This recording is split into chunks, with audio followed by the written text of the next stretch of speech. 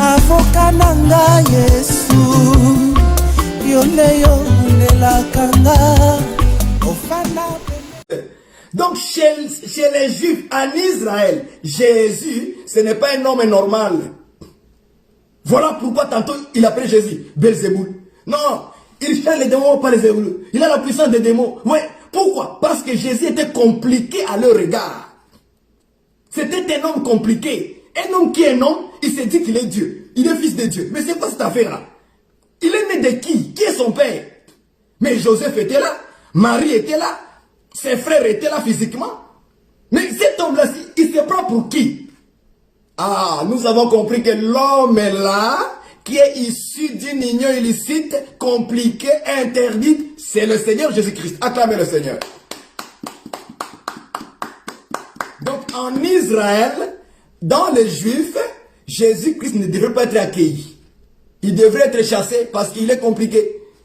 Il est issu de deux choses. La chair avec l'esprit mélangé. Ça devient une union interdite. Selon la pensée du Seigneur. Selon sa nature. Mais Jésus, Dieu a dévié ça. Il a dévié ça. Donc, il doit être chassé. Il ne rentrera pas dans l'ensemble de l'Éternel. Donc, Christ, quand il est venu pour sa première venue, il est comparé à une personne qui est issue d'une union illicite et il ne rentrera pas dans l'ensemble de l'Éternel. C'est toute une prophétie. Dieu connaissait déjà que ça doit s'accomplir en Jésus-Christ. Maintenant, expliquons l'ensemble de l'Éternel, c'est quoi? Et il faut expliquer ça aussi. Ensemble, ça veut dire quoi ça? C'est pas en français ça. Comme vous l'entendez, ensemble de l'Éternel. Non, il ne faut pas expliquer ça comme ça. Il faut trouver l'ensemble de l'Éternel dans les Écritures. C'est la bonne manière de fonctionner, de laisser les Écritures interpréter sa propre pensée. Acclamons le Seigneur.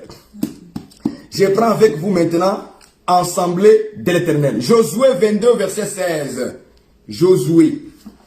Je vais expliquer ensemble de l'Éternel. Josué.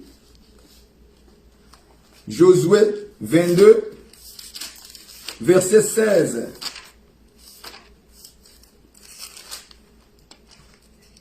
Josué 22.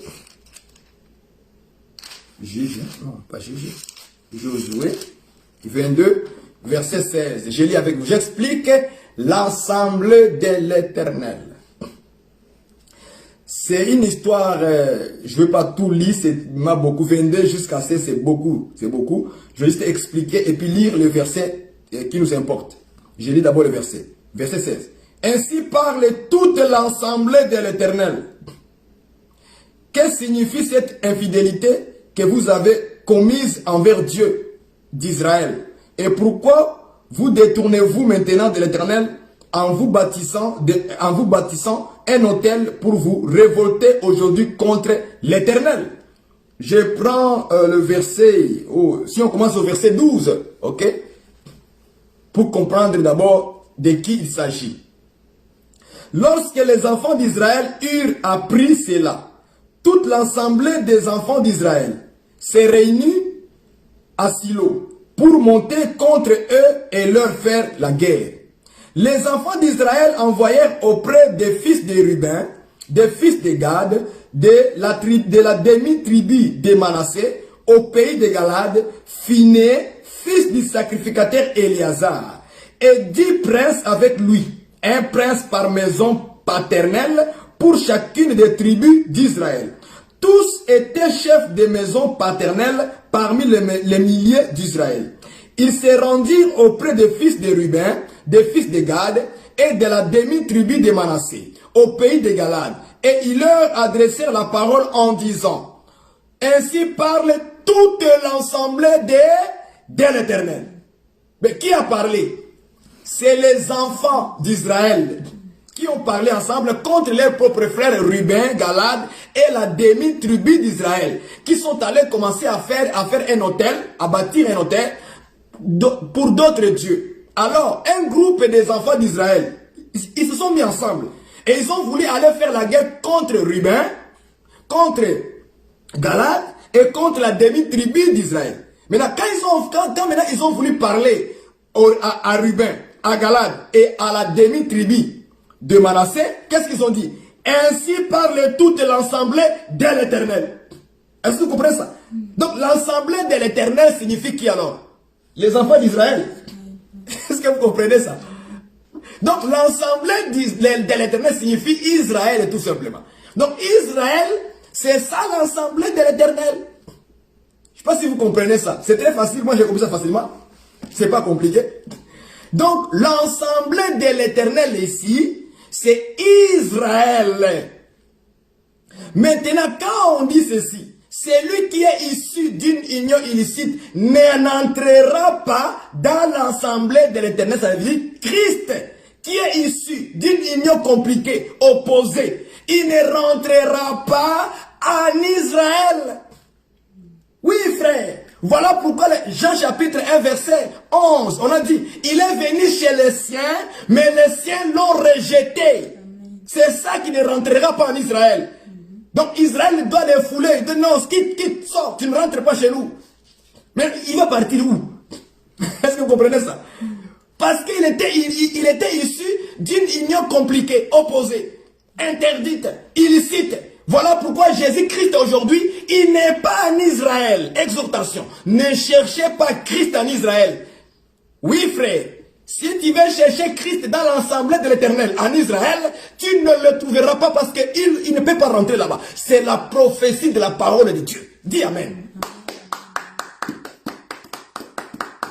Beaucoup de prophètes, j'exhorte maintenant, beaucoup de prophètes vont aller chercher Christ en Israël. Ils vont aller prier sur le mur de lamentation. Ce sont des fausses prières. Parce que Christ, selon la prophétie, il ne doit pas rentrer dans l'assemblée de l'Éternel en Israël. Mais le prophète, il est courageux. Il prend l'avion au Congo. Il va aller prier sur le mur de lamentation en Israël. Il cherche quoi là-bas? D'autres présidents, d'autres gens vont aller même au tombeau de Jésus.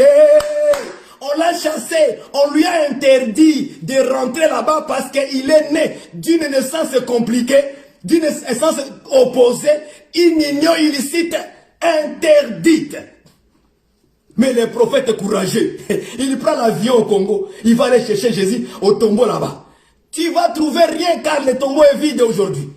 N'est-il pas écrit qu'il est ressuscité? Il est sorti dans le tombeau.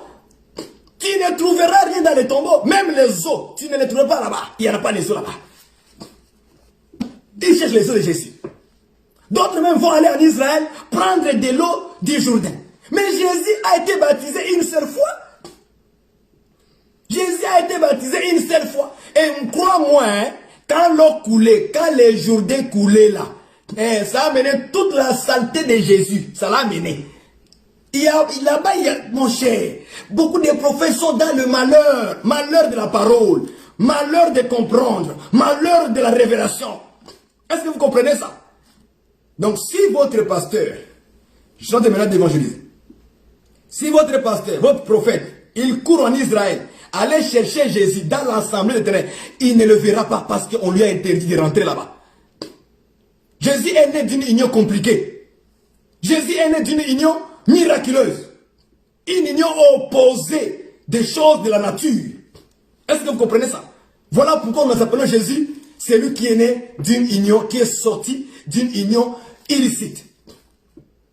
Et selon la prophétie, il ne doit pas rentrer dedans, il doit sortir.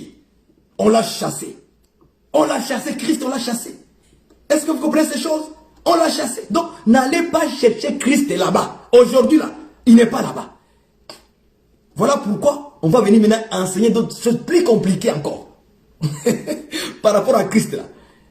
Plus compliquées. Il y a d'autres lois plus compliquées. Très mauvais. Donc ils ont considéré Jésus comme quelqu'un qui est né d'une mauvaise chose. Donc tu ne peux pas rentrer ici chez nous en Israël. Tu dois quitter vite. Il est venu chez les siens. Et les siens non. C'est ça de ne pas le permettre de rentrer. On l'a chassé parce que la loi avait déjà dit. S'il est né d'une union illicite, chassez-les de l'assemblée. Mettez-les dehors. Et Christ, on l'a mis dehors à la croix. C'est ça rejeté. Quand les Juifs ont mis Jésus-Christ à la croix, c'est ça, ils rejettent Jésus. Jésus n'est pas rentré en Israël. On l'a mis dehors à la porte. d'Israël. C'est ça l'explication, mon frère. Ce n'est pas compliqué. Maintenant, on va chercher sa 10e génération aussi ne rentrera pas dans l'assemblée de l'Éternel. On a compris que l'assemblée de l'Éternel, ce n'est qu'Israël, n'est-ce pas? Retenez ça, c'est Israël. Ne te complique pas la vie, c'est Israël. Ok? Donc voilà, c'est simple que ça. Maintenant, on va expliquer sa 10e génération aussi ne rentrera pas dans l'assemblée de l'Éternel. Faites attention. La Bible n'est pas un livre, n'est pas un roman. La Bible n'est pas un roman. Ok? La Bible a toutes les choses du Seigneur. Toute la pensée réunie de Dieu sont dans la Bible. Ok? On va expliquer sa 10e génération. Donc Christ a aussi sa 10e génération. J'aime ces choses. Est-ce que Christ a sa 10e génération? Quelle est la 10e génération de Jésus? Il faut maintenant expliquer aux gens qui comprennent. Qui ne rentrera pas aussi en Israël, dans l'assemblée de l'Éternel. Il faut l'expliquer. Est-ce que vous voyez ça? On ne va pas expliquer les chiffres 10 à la manière des hommes. Non. Prenons le livre de Zacharie chapitre 8 verset 23. Nous expliquons 10e génération. Ça signifie comment selon la pensée de Dieu. Je n'ai pas besoin de la pensée d'un homme. On n'en a pas besoin. On a seulement besoin que Dieu nous explique c'est quoi 10e génération. Chiffre 10. Allons-y rapidement. Nombre, Zacharie plutôt, Zacharie. Zacharie. Il est où Zacharie? Voilà. C'est juste aussi. Zacharie 8. Zacharie 8. Verset 23. Verset 23. J'explique le chiffre 10, c'est qui a la 10e génération de Christ. Christ aussi a sa 10e génération. Il est écrit ceci, verset 23. Ainsi parle l'Éternel des armées. Donc c'est Dieu qui parle. En ces jours-là, 10 hommes de toutes les langues des nations saisiront un juif par les pans de son vêtement et diront, nous irons avec vous car nous avons appris que Dieu est avec vous. Vous avez compris ça? Donc maintenant on nous parle des chiffres. D'où vient les chiffres 10? Selon Zacharie 8, 23, on nous dit que 10 hommes, 10 hommes de toutes les langues des nations. C'est que ces 10 hommes-là viennent d'où? Des nations. Est-ce que vous voyez ça? Ces 10 hommes-là vont être choisis parmi les nations. Donc ces 10-là viennent des nations. Là, nous comprenons que les chiffres 10 ici, selon Zacharie 8 et 23, parlent de qui? Des nations. Parce que ces 10 hommes-là, les chiffres 10, les 10-là, viennent où? Nations. Donc, vous comprenez que les chiffres 10 est parmi les nations. Est-ce que vous comprenez? C'est facile à comprendre. Les 10 hommes de toutes les langues des nations. Donc, ces hommes-là viennent où? Des nations. Ils étaient en combien? 10. Donc, les 10 viennent où? Des nations. Donc, par là, nous comprenons que lorsqu'on nous parle des chiffres 10, ça parle d'un peuple, toute la nation. Retenez ça. Donc, Jésus-Christ, sa 10e génération maintenant. Ok, génération. Sa 10e génération, donc ça parle les nations. Ça parle d'une génération qui vient des nations. C'est sa 10e génération. C'est une génération qui vient des nations. Est-ce que vous voyez ça? Nous prenons Matthieu chapitre 28, verset 19. On ne va pas le lire. Matthieu 28, verset 19. Qu'est-ce qu'il est écrit là-bas? Il est dit ceci. Allez, faites de toutes les nations mes disciples.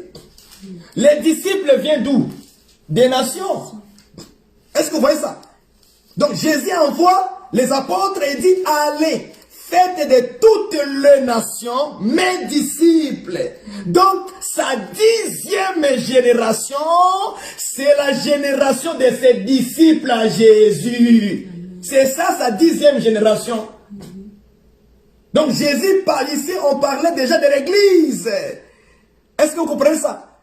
Comme Ecclésiaste dit, une génération vient, une génération part, et un autre vient. Lisons ça, Ecclésiaste. Vous allez voir ça. Ce sont des prophéties, mon ami. Ce n'est pas la blague. Prenons ça. Chapitre 1, verset 4. Qu'est-ce qu'il est écrit? Une génération s'en va. Une autre vient. Vous voyez? Donc, il y a une qui s'en va, il y a une autre qui vient. Donc, la génération qui vient là, c'est l'Église. C'est nous. La génération qui est partie, c'est Israël. Donc, Dieu fonctionne dans les générations. Selon la prophétie, la première génération de Dieu avec Moïse, c'était Israël. Est-ce que vous voyez ça? Dieu a fonctionné avec eux par la loi. Il a fini avec eux. Ils sont partis. Dieu a pris une autre génération qu'on appelle les nations. L'Église maintenant. C'est ça la 10e génération de Christ. Donc nous l'Église, nous sommes la 10e génération de Christ. Donc ne fais pas des chiffres 10, 1, 2, 3, 4, 5, 6, 7, 8, 9, 10. C'est pas comme ça qu'on calcule avec Dieu. Je vous ai toujours dit. Je vous ai toujours dit. Tous les chiffres dans les Écritures sont incalculables, mais sont explicables. Les chiffres dans la Bible, on ne peut pas les calculer, mais on peut l'expliquer. Même si Dieu dit 1000 ans, ne calcule pas 1000 ans, parce que Dieu a expliqué 1000 ans. Même quand Dieu dit un quart de 1 de 20. Mais ne commence pas avec un quart, plus. Non, quand tu fais ça là, mon frère, ma soeur, tu es en train de raisonner. Mais tu peux calculer, tu peux expliquer plutôt. Tu peux expliquer un quart de 20. Ça signifie quoi? Parce que dans 1 Samuel, on avait déjà expliqué un quart. Dieu a donné l'explication.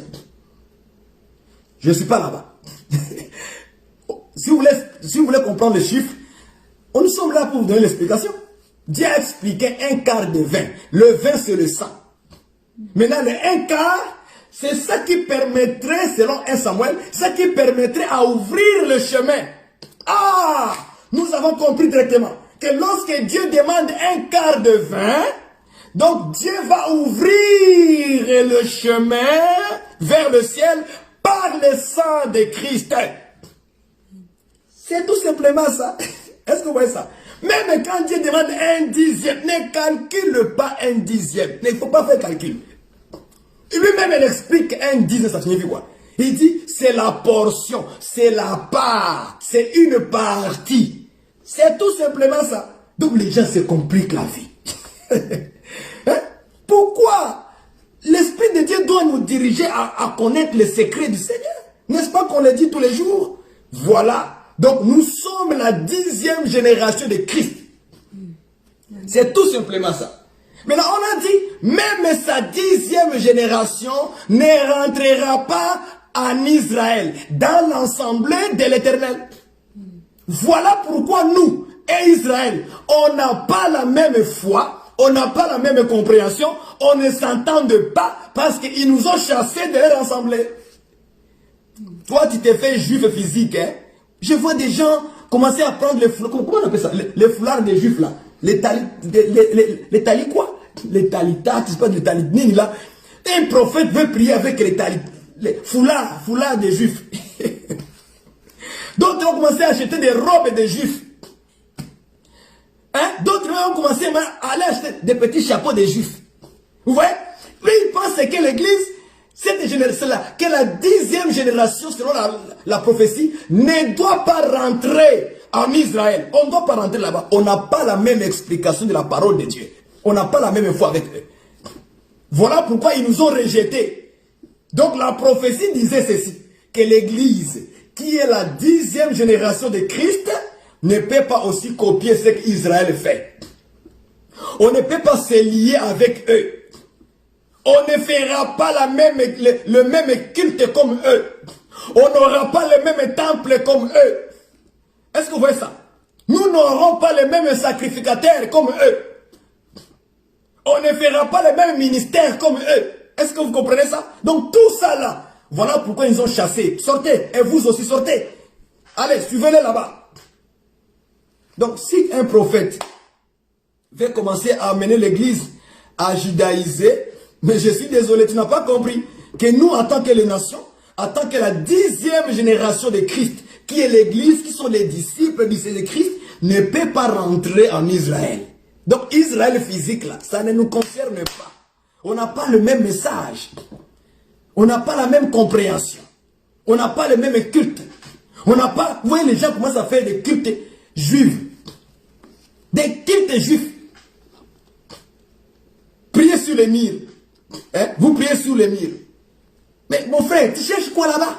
Oh, priez avec les foulards. Il y a des foulards juifs là que les gens portent là maintenant. Et ils commencent à vendre ça. Ils vont aller en Israël pour les chercher. Allez vendre. Frère, ma soeur, quand tu vois ça là, fuis. Il faut fuir. Selon la prophétie, nous ne pouvons pas rentrer dans leur assemblée.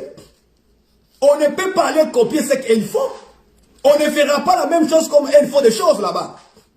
Si ils avaient un agneau physique, nous on n'a pas un agneau physique. Si leur culte était charnel, notre culte est spirituel. Et voilà pourquoi on ne peut pas s'entendre avec eux, nous sommes en guerre. Est-ce que vous comprenez ça? Nous sommes en guerre avec les Juifs. Ils nous ont chassés, selon la prophétie, nous ne pouvons pas rentrer en eux. On ne peut pas rentrer, être comme eux.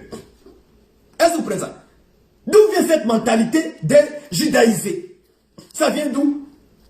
Vous êtes des Juifs physiques, allez-y. Et vous allez voir votre probation. Vous verrez ça. Donc, la prophétie nous a déjà établi que nous, l'Église vers les nations, la 10e génération, nous ne rentrerons pas dans l'assemblée d'Israël, dans l'assemblée de l'Éternel. On ne doit pas rentrer là-bas. Maintenant, je vais exhorter sur le mot union illicite. Juste ce petit mot-là, union illicite. Je vais exhorter. Parce qu'il y a un peu de choses que moi je considère qu'on est en train de négliger parmi les hommes de Dieu. Je vais pour finir notre message aujourd'hui. Les hommes de Dieu doivent faire très attention. L'union illicite, des unions interdites, des relations interdites. Aujourd'hui, je constate que les hommes de Dieu commencent à se négliger. À être trop, je ne sais pas si on va dire, c'est comme si c'est eux qui ont plus de l'amour de Dieu que Dieu lui-même, que les apôtres eux-mêmes. Il y a beaucoup de relations que les hommes de Dieu doivent couper. Des relations avec des faux prophètes. Un frère ministre de notre évangile, comme vous dites, évangile éternel, hein, comme on a dû aller dire comme ça, pour que vous me compreniez bien, je parle comme ça. Un ministre de l'évangile éternel va se permettre d'être un ami avec quelqu'un qu'il sait qui n'a pas la saine doctrine. Mais il se permet quand même d'avoir une relation avec cet homme-là. Ça, c'est une union illicite. Une relation interdite.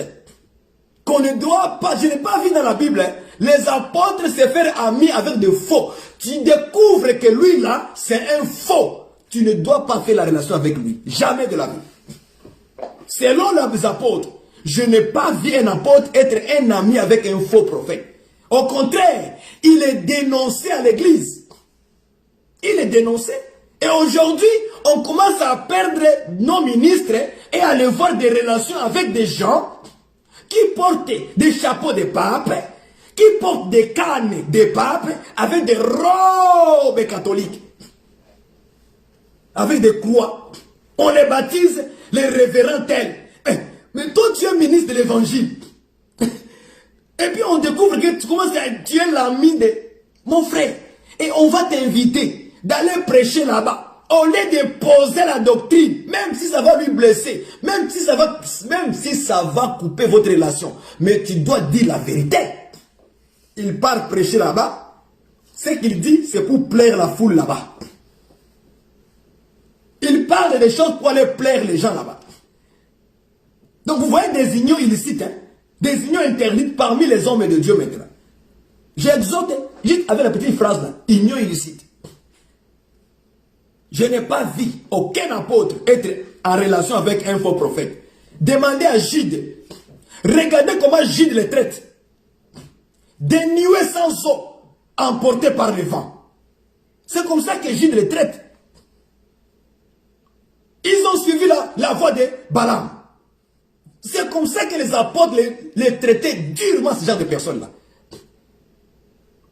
Ils sont sans esprit. Maintenant, aujourd'hui, c'est le contraire.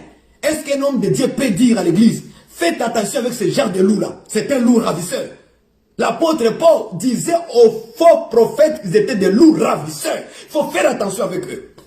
Ce n'était pas de la blague. Des unions illicites interdites partout. Même parmi les frères et sœurs. Nous avons, c'était une relation où le Seigneur te montre dans le rêve. Il te montre dans le rêve que tu es en relation avec un sataniste. Comme toi, tu veux te faire trop d'amour, hein? Trop de l'amour charnel, pas de l'amour de Dieu. Parce que si Dieu te montre quelque chose, tu dois prendre ça au sérieux. Je l'ai dit hier quand on a prié. Tu dois prendre ça au sérieux. C'est que Dieu t'a averti que ce n'est pas une bonne personne pour être en relation avec lui ou avec elle. Il te montre la personne dans un rêve. La personne que tu es en ami avec, tout le temps là. Il te montre qu'il a les pieds comme un cheval. Tu te réveilles et tu te dis, mais attends, j'ai vu mon ami là, avec les pieds comme un cheval pendant la nuit. Tu ignores ça. Tu dis non, Dieu nous a dit d'aimer tout le monde, d'être en bon état. Oui, on n'a pas dit d'aller l'insulter. On n'a pas dit d'aller le faire du mal. Dieu te dit seulement, coupe cette relation. C'est ça le rêve. Coupe seulement cette relation. Si tu avais l'habitude d'aller tout le temps au restaurant avec lui, aller manger avec lui, tu vas où? Aller faire quoi? Les activités dans la ville, chaque fois. Ma sœur est telle, on peut partir, mon ami, tu pars avec lui ou avec elle, tout le temps. Dieu dit, une mauvaise relation. Mais tu ignores des unions illicites, des unions des relations que Dieu ne veut pas.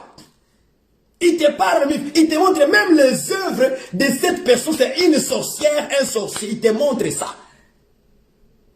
Mais tu refuses. Non. Dieu est amour. Tu vas dire de les aimer comme ça. Non, non. Dieu dit simplement, coupe cette relation-là. Ça devient trop. Et voilà pourquoi la plupart des gens, lorsqu'ils viennent au Seigneur, et qu'ils commencent à faire des relations avec des gens comme des sorciers, des magiciens, les gens qui sont dans les ténèbres, ils commencent à les détourner de la voie même du Seigneur. Au moment où on organise un culte à l'église de la prière, la sœur elle est partie au marché avec son ami. Elle a trouvé mieux à partir au marché, aller faire des courses au marché, que d'aller à la prière. Donc cette personne-là commence chaque fois maintenant à te détourner de la prière de l'église. Les pasteurs organisent un jour de conférence et de prières fortes, toi tu n'y es pas. Tu es parti où? Non, on est sorti avec mon ami fille là, on est parti au cinéma. Mais toi, tu ne comprends pas, le Seigneur commence à lancer des signaux de rêve, des signaux de rêve. Non, l'amour, il faut les aimer comme ça. Mais en même temps, cette personne-là est utilisée par le diable pour te faire fuir les prières. Les prières. Même méditer la parole est trop difficile. Il te tourne. Mon ami, après, le diable, il inspire beaucoup des idées. Il inspire de lui donner des activités que vous allez faire pendant la journée. Tout ça pourquoi? Il veut te repousser, repousser, repousser, repousser. Et la prière commence à diminuer. La méditation des Écritures commence à diminuer. Et même la sanctification commence à disparaître. Petit à petit, ton ami là, les mauvaises mœurs corrompent quoi? Les mauvaises compagnies corrompent les mauvaises mœurs. N'est-ce pas? C'était écrit dans la Bible. Le diable les prend comme un instrument maintenant. Il sait que comme tu es collé à cet ami-là, cette relation-là, oh non, c'est mon ami, c'est par mes œuvres que Dieu peut les toucher. Toi, tu n'es pas Dieu. Quand Dieu t'avertit, tu n'es pas Dieu. C'est que c'est un danger pour toi. Il veut que tu te sépares. Tu dois le faire, ma soeur. Tu dois le faire, mon frère. Ce n'est pas mauvais de se séparer. De couper. Lorsque ton ami vient te dire, mon ami, on y va maintenant au cinéma aujourd'hui, hein, il y a un bon film. Il y a un bon... Quel film? Quel film? Nous avons notre film est là. Notre film est là. Le film est là. Dedans. Il y a des films. Ah oui. Dans la Bible, il y a des films. Film de Jésus. Il y a dedans. Film de Judas. De Pharaon. C'est dedans. Les films hollywoodiens. Hein? Ok. Allez-y, écoutez ça. Et vous irez en enfer. Allez-y, écoutez ça. Les films qu'un homme a joué. Ça, c'est du théâtre. Ça, c'est du théâtre. Tu veux comprendre le film de Joseph? Va là-bas. Il y a un film de Joseph dedans. Tu vas comprendre le film de qui? Donne-moi les noms. De Samson, d'Esther. Il y a dedans, il y a dedans. Ouvre et tu vas comprendre le film au complet. Ouvre et dedans. Le cinéma. Mon ami m'a amené au cinéma. C'est mon meilleur ami. Quel est le meilleur ami? Un païen? Non, c'est comme ça que toi, tu n'es pas le Seigneur. Si Dieu t'a averti dans le rêve, arrête la relation. Parce qu'il voit déjà, tu commences à te détourner petit à petit. Les prières, tu ne participes plus à la prière. Quand l'homme de Dieu veut dire, bien aimé Seigneur, on va faire la cotisation pour que nous achetions des chaises à l'église. La serre s'enflamme. Le pasteur là, il aime trop l'argent. Il aime trop l'argent. Pourquoi il s'enflamme? Pose-lui la question. Ma sœur, tu as manqué combien de fois à la prière? Un mois. Il n'est pas venu à la prière. Mais les jours, on va dire à l'église, cotisons pour que nous puissions acheter les chaises, afin que les gens puissent s'asseoir sur les chaises, la serre s'enflamme. Le pasteur là, il est cupide, il aime beaucoup d'argent. Pose la question à la sœur. Tu as manqué combien de fois à la prière? Un mois. Chaque fois qu'il y a la prière à l'assemblée, il n'est pas là. Elle commence à venir que le dimanche. Or, au début, la sœur avait le feu. Elle était là pour prier. Mais comme elle a trouvé un ami, quelqu'un comme ça, qu'on ne connaît pas, ni l'église ne connaît pas, ni les pasteurs ne le connaissent pas. La sœur a commencé maintenant à fuir la prière. Mercredi à la prière, elle n'est pas là. Le jeudi à la prière, elle n'est pas là. Le dimanche, on la voit. Mais la sœur, elle n'amène jamais son ami à l'église. Mais son ami est capable de l'amener au cinéma. Et au marché. Même les frères aussi. Vous voyez ça? Ça, ce sont des relations que Dieu va te dire, coupe ça. Et ça, tu dois les couper. Combien de fois tu as vu ça, les rêves? Les gens voient des rêves, mais je vous dis que les rêves, là, il ne faut pas ignorer. Dieu le montre les rêves d'un ami, de quelqu'un qui a la tête de buffle. Ou la tête d'un chien. Avec les pieds d'un homme. Est-ce que c'est normal de voir quelqu'un dans un rêve? Hein? Tête d'un chien. Tout le corps d'un homme. C'est ta relation qui est mauvaise. Tu as une mauvaise relation. Il faut couper. Ça, c'était l'exhortation sur le mot union illicite. Des relations qui ne sont pas bonnes. Que Dieu interdit. C'est très important. Parce que Paul avait dit, les mauvaises compagnies corrompent les bonnes mœurs. Donc, si vous avez de mauvaises compagnies, Dieu aussi a le droit de vous dire, arrête cette relation. Et nous devons nous les arrêter. Voilà pourquoi moi, je n'ai pas d'amis. Si tu n'es pas un enfant de Dieu, tu n'es pas mon ami. Et je le dis la vérité. Quand j'étais arrivé au Seigneur, je me témoigne un peu, j'avais des amis que j'ai grandi avec dans ma jeunesse. Et dans mon adolescence aussi. J'ai grandi avec. Une fois que je me suis converti à l'âge de 17 ans, je me suis converti au Seigneur, j'ai écouté la parole, ça m'a touché. Et c'est là où j'ai commencé à marcher le Seigneur. Maintenant, j'ai commencé maintenant à prendre l'habitude de parler de Dieu à tout le monde. Une fois que j'ai parlé à mes amis de Dieu, ils commençaient à me fuir. Eux-mêmes commençaient à me fuir. Moi, je suis quelqu'un de dur. Depuis longtemps, j'étais toujours dur. Quand mes amis me disaient, allons-y au cinéma, je leur disais non, je dois aller à la prière à 19h. Parce que nous, on avait la prière à 19h, je pense que c'était 19h30. À l'assemblée où j'étais. Est-ce que vous comprenez? Quand il y avait une réunion que les pasteurs organisaient, moi je m'en allais à l'église et mes amis partaient faire les matchs, les soccer, jouer le football, comme on dit en France. Et ils partaient comme ça. Moi je restais à l'assemblée. Est-ce que vous comprenez? Mais beaucoup de chrétiens sont incapables de dire à leur ami là, j'ai la prière à 19h30, je dois aller à l'assemblée. Je suis désolé. Oublie le football là. Oublie le soccer, les jeux. On va partir quand il n'y aura pas de prière. Chaque chose a son temps. Alors, je vous pose la question.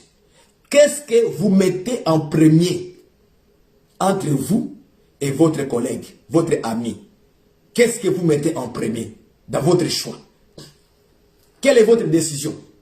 Aller à l'assemblée prier le Seigneur ou aller dans les activités avec tes amis? Faire comme ici au Canada, nous avons des, comment on appelle ça, des grands marchés, des grands commerciaux. Hein. Les centres commerciaux là. Il y a des belles choses. Hein. Tout est beau, des magasins, des vêtements, des ceci. Voilà. Il y a un mouvement au centre commercial. Il y a des mouvements, il y a un mouvement vraiment là. Les gens aiment ça. Perdent le temps. Ils perdent le temps là-bas. Moi, j'étais très difficile à convaincre dans ces voies-là. Très difficile. Et moi, je vous demande, frères, soyez aussi dur. Il faut arrêter des relations interdites par le Seigneur. Lorsqu'il t'avertit, c'est que c'est une bonne chose. Arrête ces relations-là. Sois ami avec eux, dis bonjour, il n'y a pas de problème. On n'a pas dit de créer un problème. C'est pas ça qu'on a dit. Mais quand il dit coupe, il faut couper. C'est-à-dire quoi? C'est-à-dire que lorsque ton ami te demande, ma soeur, on y va au centre commercial. Dis non, à 18h, on a prière. On a conférence. On a séminaire. Il faut lui dire ça. Plus tu lui répètes ça, il va commencer elle-même à se détacher de toi. Si tu as organisé une prière à la maison aussi, il faut lui dire, j'ai un temps de prière, moi, à 20h. J'ai un temps de prière. Moi, je dois prier. On aura une autre occasion, on va s'organiser, on va partir. Mais maintenant, donc, mettre d'abord la priorité, d'abord, ce qui contribue à ton âme. Premièrement, d'abord, ce qui contribue à ton âme. Le pasteur a organisé des choses que Dieu lui a inspirées. Va d'abord là-bas, en premier lieu. Va d'abord là-bas. C'est un conseil gratuit que je vous donne. Beaucoup de gens doivent couper des relations illicites, des relations interdites par Dieu. Il doit les couper pour qu'ils puissent avancer dans la foi, dans la vie chrétienne. Pour que Dieu maintenant commence à l'utiliser, à lui remplir du Saint-Esprit, il faut qu'il coupe certaines relations. Ça l'empêche à avancer dans le Seigneur. Voilà pourquoi des gens aujourd'hui, ils viennent, ils commencent à marcher bien. Et du coup, dans sa vie, il y a des relations qui rentrent. Mais quand tu examines à la loupe ces gens de personnes-là, tu vois les pieds de cheval, les pieds de bouc, les pieds de cochon, mais en haut, c'est un homme. Des relations qui ne sont pas claires. Une personne qui est dans les ténèbres. Mais toi, tu ne comprends pas. Tu négliges les rêves. Tu négliges les signes que Dieu te montre sur la personne que tu es avec. Tu refuses. Tu refuses de comprendre. Frère, ma soeur, réveille-toi là où tu es. Des unions illicites, des relations compliquées, qui sont opposées. Toi, tu dois marcher par l'esprit. L'autre marche par la chair. Est-ce que vous comprenez ça? Des unions, des relations qui vous combinez des choses. Toi, tu es un homme, une femme spirituelle. C'est comme ça que la Bible t'appelle. Un homme spirituel, une femme spirituelle. C'est comme ça que les Écritures t'appellent, m'appellent, nous appellent. Dieu nous appelle que nous sommes des hommes spirituels, des femmes spirituelles. Donc l'autre est qui alors? Un homme charnel, une femme charnelle. Et maintenant tu prends les deux personnes, tu les combines. Maintenant qui va dominer l'autre alors? Normalement c'est toi qui es spirituel. Parce que l'autre est dans la chair. Toi tu es au-dessus de lui. Ou d'elle. Maintenant c'est la chair là, cet homme, cette femme charnelle te domine maintenant. On y va ici, toi tu parles. On y va ici, tu t'en vas. On y va, tu ne décides rien. C'est une vie, cette vie-là, on va prier pour toi. Tu ne prends aucune décision bonne pour ton âme. Moi je dis, même mes parents, moi, s'ils disent quelque chose qui n'est pas conforme à la parole, je dis non. Moi, je suis dur. Mes parents me connaissent. Je suis dur. Oui. Ce qui ne contribue pas à mon âme, je dis ça là, je ne le fais pas. Je ne le fais pas. Je suis désolé. Ce n'est pas conforme à l'esprit. Si c'est pour vous, pour la chair, allez-y, mais pas pour moi. Parce qu'un homme spirituel doit être capable de prendre une décision pour son âme. Voilà pourquoi on dit qu'un homme spirituel juge de tout. Pourquoi juger tout? Parce que je suis spirituel. J'ai l'esprit de Dieu qui me donne la capacité de comprendre et de voir clairement que ça là, ça ne contribue pas à mon âme. Ça va me détruire. Ça va me détruire. C'est un conseil que je vous donne, c'est gratuit ça. Vous ne payez rien. Il n'y a pas de VIP chez moi. Pas de VIP. On va en parler. Les chantres, je vais vous chauffer. Les chantres, je vais vous chauffer. Je vais parler beaucoup, que Dieu vous bénisse. Merci pour votre temps. Si vous avez écouté les conseils que je vous donne à la fin, que Dieu vous bénisse. Réfléchissez, raisonnez pour de bonnes causes pour ton âme. C'est très important. Si vous n'êtes pas dur pour vous-même, pour juger de bonnes choses, pour ces choses qui vont contribuer à ton âme et à aller au ciel, tu vas te trouver que même les membres de la famille commencent à te diriger mal. Ouais. Fuyez des coutumes qui contredisent la sainte doctrine. Fuyez les traditions qui contredisent la doctrine. Hein? On vous lance des selles, la célébration, je ne sais pas, de votre grand-père était mort, vous le célébrez aujourd'hui, en 2021, des choses comme ça. Tout ça, tu dois t'opposer. Même si c'est la famille qui dit que non, on doit célébrer notre grand-père. Il est mort en 555, n'est-ce pas? Moi, je suis comme les petits fils. Mais on me rappelle ça aujourd'hui que non, c'est la date de naissance du grand-père qui était mort en 1550. Donc, pour contribuer à mon âme, je dis non, je refuse à participer. Là, la vie chrétienne, c'est ça, couper des mauvaises relations, des relations illicites, là, entre la chair et l'esprit, qui sont opposés, on les combine. On les combine. Il ne faut pas les combiner. Sinon, tu vas rater le ciel, tu ne rentreras pas au ciel. Est-ce que vous comprenez ça? C'est très important. Que Dieu vous bénisse. J'espère que moi, je finis. Et aussi... Merci Jésus. Merci Jésus. Merci Jésus. Merci Jésus.